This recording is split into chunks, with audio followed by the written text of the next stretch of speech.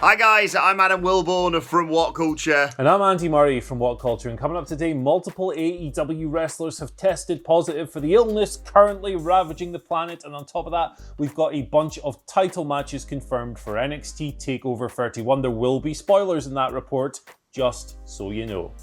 Plus, Cody is back on AEW Dynamite and an unknown Insurgent got involved on last night's NXT. I'll tell you all about it in a bit. This is the news. Right, let's kick things off with the big story today, coming through a joint report from Sean Ross Sapp of Fightful and John Alba of Spectrum Sports 360, published just a few hours ago, revealing that several AEW wrestlers tested positive for the virus on the 9th of September at the TV tapings, Daly's Place, Jacksonville, Florida. So per the write-up, it's currently unknown whether or not these tests were done separately or together at the tapings, while other people on top of those who have tested positive have shown symptoms, but there's no word on whether or not their diagnosis has been confirmed. The result of these positive test results was multiple wrestlers missing last night's taping. We're obviously not going to speculate on as to who that might be on the video. That would be grossly irresponsible. Although it comes on the back of Lance Archer hitting Twitter and revealing that he had come into contact with family members and the person who walks their family dog who had tested positive. He has now tested positive himself as well, although this may not have been caught in Jacksonville. It sounds like he's had his own independent test done here, going by the nature of his tweet. This resulted in him being pulled out of a scheduled 6-man tag match. He was going to be on the opposite side of Jon Moxley's team. Instead, we got Jon Moxley versus Eddie Kingston. It is understood that wrestlers who were brought in for recent enhancement spots on Dark are among those who have tested positive. These people are not contracted to the promotion, but they are tested before entering Daly's Place as per company protocol. Now, Alba on Twitter provided some really necessary context this morning, noting that despite everything AEW has done, despite all the preventative measures they have taken, you are still running shows in the middle of a global health crisis. There is always going to be that risk. He added that some wrestlers may have also just been kept away from the tapings as a precautionary measure, and that if someone was absent from the show, basically, it doesn't necessarily mean 100% that they have tested positive. At the moment, at the time of recording, AEW is yet to respond to Sapp or Alba's request for a comment. So, the key point, just to wrap this whole thing up, we've presented the facts to you right there, is to note that, for everything AEW has done, and they've been testing pretty much from day one, they have some pretty stringent measures in place by all accounts, but it's like we've said since we started reporting this, man, there's no perfect way. There's no way of reducing the risk level to zero. There is always going to be an element of it there. And if you're running shows in the middle of this global health crisis, something like this, there's always a possibility that it could happen. The company's done a lot to try and prevent this from happening. It's never going to be enough. It's never going to completely eliminate the possibility. Here we are. Shows are going to keep running. It is what it is. It's nasty because you worry about people and their health and so forth, because the risks of this go beyond the relatively slim chance that the illness has of killing people. There are very severe risks to your respiratory system and your cardiovascular system as well. And, you just hope that everyone involved, everyone who's tested positive is fine, and you hope that there's not going to be any more positive tests. We reported yesterday on the NXT outbreak, the latest one at the Performance Center as well. Can't stop this thing, man. Can't stop this thing. Until the world resumes a semblance of normality, whenever the hell that's going to be. We'll have more of these stories to comment on before it's all over, I'm sure. Yeah, exactly. As you sort of said there, Andy, symptomatic of what is going on everywhere, basically. But obviously, it's heightened in the wrestling business. There's, like you say, no way to put on shows, whether you're WWE, AEW, any other promotion, without running the risk of spreading the ongoing global bastard. It's a sad fact of where we are, and I have no doubt that throughout the rest of this year, until we basically get a vaccine, we're going to lose other big matches that we have been looking forward to at a minute's notice because of this. Because, like you say, safety has to come first, and the moment you think either someone's tested positive or they're even just showing slight symptoms, then the only way you can prevent it exacerbating the situation is taking them away from contact from other people, isolating them, doing all the protocols that we've talked about on numerous occasions. Really worrying this, I think, in particular for AEW and NXT because of NXT's TakeOver happening next weekend, and of course AEW having Full Gear at the start of November, and of course their anniversary show coming in a couple of weeks' time. Like you say, there's only a certain amount of stuff they can do aside from stopping putting on wrestling shows, but that's not going to happen. So yeah, exactly. I think the only thing we can say here is our thoughts go out to anyone who's been affected. Obviously, Lance Archer, I hope he gets well soon, and we'll keep you up to date on any developments as and when we get them. Let's move on to some good news, though, from last night's AEW Dynamite, because we saw a return of Cody, looking a bit like the guy out of Lazy Town, if I'm honest. He's got new jet black hair. He popped up after Brody Lee versus Orange Cassidy for the TNT Championship, which was really entertaining, by the way. Go and check that out if you haven't seen it already. But spoiler alert, Brody Lee retained his TNT Championship, as many assumed he would, against Orange Cassidy. And then the lights went out. Red lights, red display on the screen, then the red Nightmare family logo popped up. Out came Cody, dressed almost in all black, a light bit of detailing on his tie, and he just beat everyone up who wasn't named Brody Lee, basically. John Silver, Five, any of the goobers from the Dark Order that tried to get involved with him got messed up. He ended up putting one of them in a figure four, more allusions to you know what there. And post that, Brody Lee grabbed a mic backstage and effectively challenged him to a dog collar match for the TNT Championship. He gave him a week to respond, so presumably we'll hear from Cody next week all about this. Loves his old school, doesn't he? And I love this. Yeah, he loves it, man. I'll save my in-depth thoughts for this for my AEW Dynamite review published on the website later today. But I will say this: John Silver, Five, together as a tag team. Johnny Five, make it happen, Short Circuit. Couple of big matches announced here for the upcoming NXT TakeOver 31 event on the 4th of October. Came together on last night's show. I'll try and keep this brief because we rabbited on and on and on about the Global Bastard for ages. Candice LeRae challenges for the NXT Women's Championship. She faces Io Shirai. She eliminated Shotzi Blackheart last in a battle royal to claim contendership there. Kyle O'Reilly, a really interesting opponent for Finn Balor. He's going to challenge for the NXT Championship. He basically entered the gauntlet match and he beat everybody. He kicked everyone's ass, basically. 3 eliminations in a row for him to close the match. Cameron Grimes was the last man eliminated there.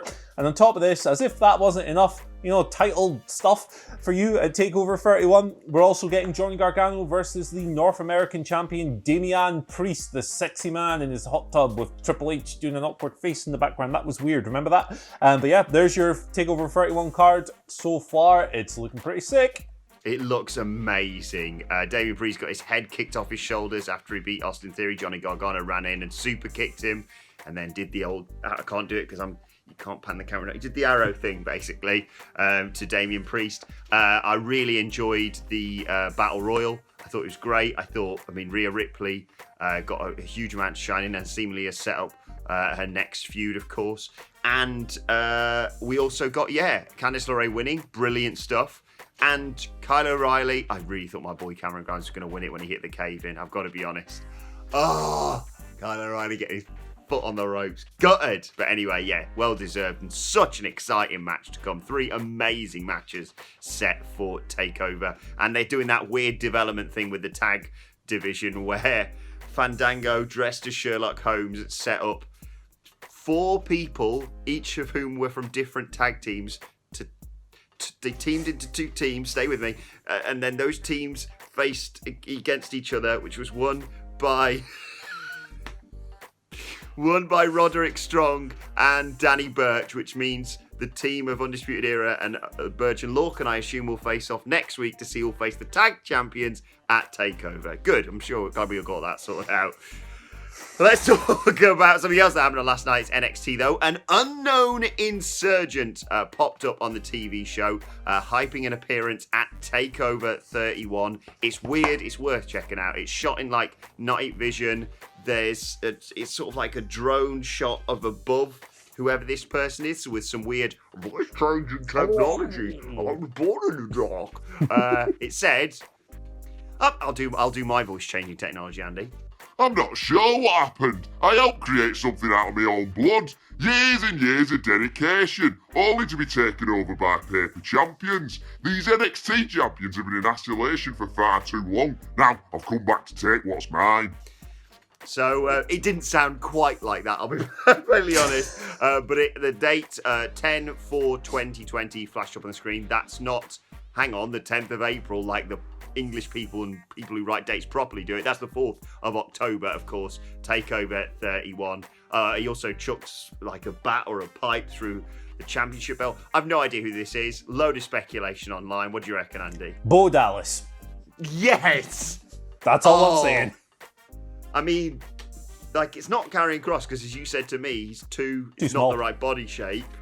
It's Bo Dallas. And a lot of other NXT champions kind of busy right now. So, Bo Dallas it is. Either that or the whole pack to AEW thing was a work, and it's Neville. Well, let's move on. Okay, let's move on to your Twitter questions. At WhatCulture WWE, we'll fly through these. Dustin Sensenig? Dustin writes, are we likely to see NXT going back live anytime soon? And would it make a difference in ratings if both NXT and AEW were live, Andy? I don't think it would make much of a difference in ratings because spoilers have been very thin on the ground since this thing kicked in. We've had a few notable ones, but not with any great deal of regularity. So I don't think it would make a big difference to ratings and so forth. As far as to whether or not they'd go live or not, I think the NXT wrestlers are maybe at a little bit of a greater risk through all this because they're training at this facility across the road from the Performance Center at the moment. They're together a little more often. So perhaps the pre-taped gimmick works a little bit better for them at the moment, I think. Tezzyville writes, do you see WWE working up to the Hurt Business being WWE Raw's version of the Undisputed Era with a shock edition of Keith Lee when he gets his championship run? It depends what you mean, like in terms of being the main roster's version of the Undisputed Era. In terms of being like a really dominant faction, I would hope so. I think they're great. I think they're awesome. Like MVP, I've got an editorial coming out on MVP sometime over the next week or so, just about how awesome this dude has been in elevating people and lifting other people up. And yeah, man, I'd love to see them go nuts and win loads of belts. But I think the priority for WWE, first of all, should be deciding whether or not these guys are faces or heels because it's a mess right now. 1 minute they're bullying Ricochet and Apollo Crews, the next they're standing up to Retribution. That part doesn't make any sense. Sort that because the rest of the group is sick. Yes, exactly. It's really easy to remember. They're heels except for when T-Bar, Slapjack and Mace are knocking about. God, I can't unremember what you told me about them yesterday. Final question today comes from Jay Gorman, who says, what if, hear me out, when normality is given the go-ahead, whenever that may be, Raw starts with Vince waking up from a dream and reset to say the Royal Rumble or the Raw after Mania and just pretend 2020 never happened. Hey man, I'm here for that. 2020 has been a piping hot garbage fire from beginning to end. So if we could just scrub this one from the record books in wrestling, in real life, in everything, sign me up. If you could give me a little pill, like a green pill or something that I could just forget the past 12 months, I would do it in a heartbeat. I drove past the place, though we had our Christmas party last year, Andy, and brother. I nearly cried today, I'll be honest. Nah, I wake up like that every day, man. Right, let's move on to today's And Finally, and myself and Andy Murray throwing all of our support and all of WhatCulture support, of course, behind our very own Simon Miller, who is representing the UK. God save our gracious Miller. In WWE 2K Backgrounds, Clash of the Countries is taking place 5 p.m. BST, whatever you do in all your weird countries related to that, basically. Weird countries? Samoa Joe, Jerry Lawler on comms. Best of luck, Simon. Go and smash it and, I don't know, chuck someone into the mouth of a crocodile. Can you do that, Andy? You can. You can throw people into crocodiles. You can use a motorbike as a weapon. You can twat someone over the face with a hammer. There's a steel cage in that game that's electrified and you have to collect money that people throw at you. It's a weird game, but Simon Miller is going to crush you. And the controller, because he's just so powerful. Yeah. Best of luck, Miller. As I said, 5 p.m. BST today, WWE 2K Battlegrounds, Clash of the Countries. who better to represent the UK than our very own Simon? And remember, of course, BST stands for Best Standard Time, because your time zone absolutely sucks. Yes, right. Let us know your thoughts on that and all today's news stories in the comment section below. Don't forget to like, share, and subscribe. And subscribe to What Culture Wrestling on either iTunes, Spotify, wherever you get your podcasts from, for daily wrestling podcasts. Myself and the Daddy Boys reviewing NXT and AEW a little bit later on today. Let us know your thoughts and Twitter questions on Twitter at WhatCultureWWE. Watch there, follow both of us. You can follow Andy Murray at... Hey, you can follow me at Andy H. Murray, and you're not going to believe this, Adam Wilborn, but the H today stands for Happy Birthday Slapjack. It's literally Shane Thorne's birthday. If you want to know what that guy's name really means, check out the end of yesterday's video, please. Yeah. I'm not going through it again. Jesus, I'm not going through it again. I wonder how he'll be celebrating. I'm not going to say anything else, as I said. Jesus. Right, follow me on Twitter at Adam Wilborn. Follow us all at WhatCultureWWE. But for now, my thanks to Andy Murray. Best luck to Miller once more, and we will see you soon.